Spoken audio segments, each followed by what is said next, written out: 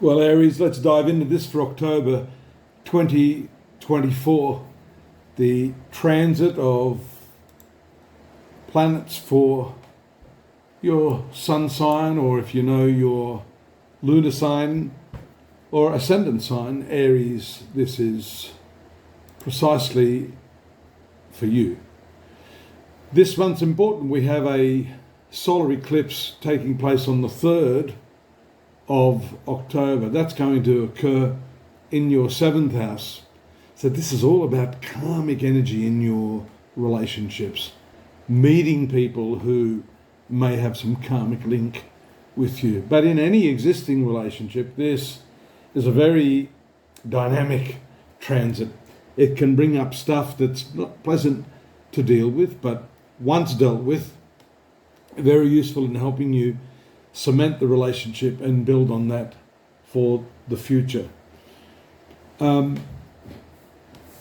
That eclipse is in Libra.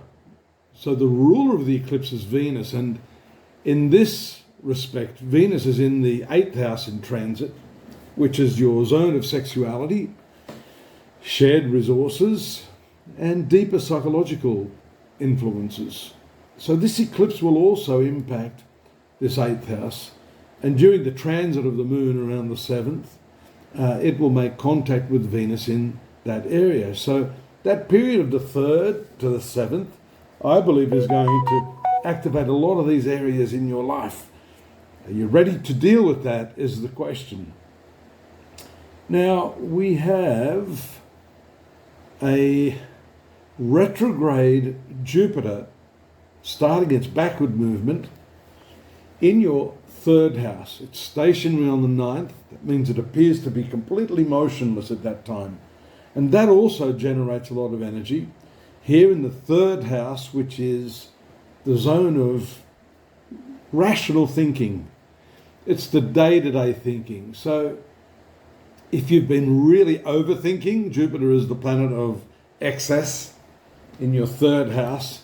There can be excessive thinking, there can be excessive communication, too much talk, a lot of running around here, there and everywhere because of the 3rd house rulership of short journeys. So the retrogression here gives you time for pause and an opportunity to, I guess, consider how you've been using this sort of energy in your life. 3rd house energy is the mental energy.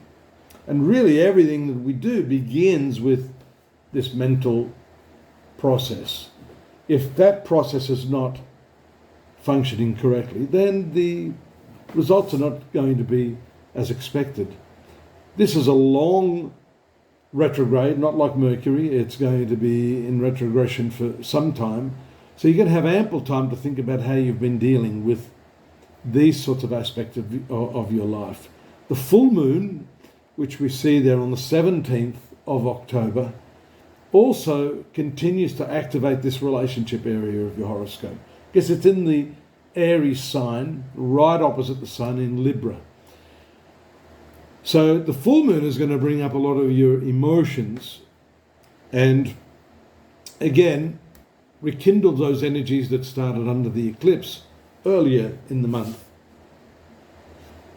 There's some wild times around the 19th when the moon makes contact with Uranus in your 2nd house. There could be some abrupt spending or earning opportunities for you, but it's an unexpected transit. Better fortune when the moon makes its contact with Jupiter, that retrograde Jupiter on the 21st. Leading up to the 21st, a good time for negotiations, especially if you're looking at any sort of real estate deals, because the moon regulates your 4th house. And in that eclipse that we talked about at the outset of the month, because of its rulership of this fixed asset, real estate, land, housing, etc., etc., the moon's eclipse involvement is going to affect this part of your life. On the 24th, there's a strong contact with Mars, and that can give rise to disputes over this very matter. 5th house transit of the moon is also a nice one in terms of relationships with children, but it does form an opposition to Pluto at that time, and that can cause some very intense negative reactions, again in the home and with children. 26th, I'm having a look at the map here. I'm sorry I can't show it to you this month, but the moon moves into your 6th house on 27th. And that's around the same time on the 28th that Mars is going to make a trine aspect to Neptune. So this is a great time to incorporate your creative energies. If you've got some sort of vision you want to make a reality, that Neptune influence in harmonious aspect to your ruling planet with Moon moving through your 6th house of work is perfect timing there to present your ideas to your co-workers and get some traction on that.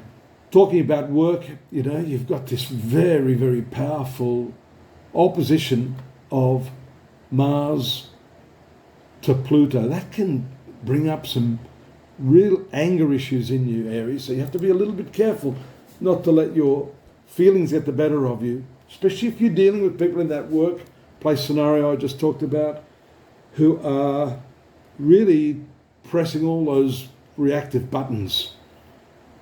You have to take a few deep breaths, hold on to your horses.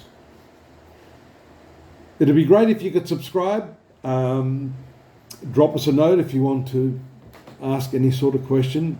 Follow the links there to the additional readings for the month of October 2024. Lots of free stuff at astrology.com.au, and I look forward to your company again next month. Take care. Bye-bye now.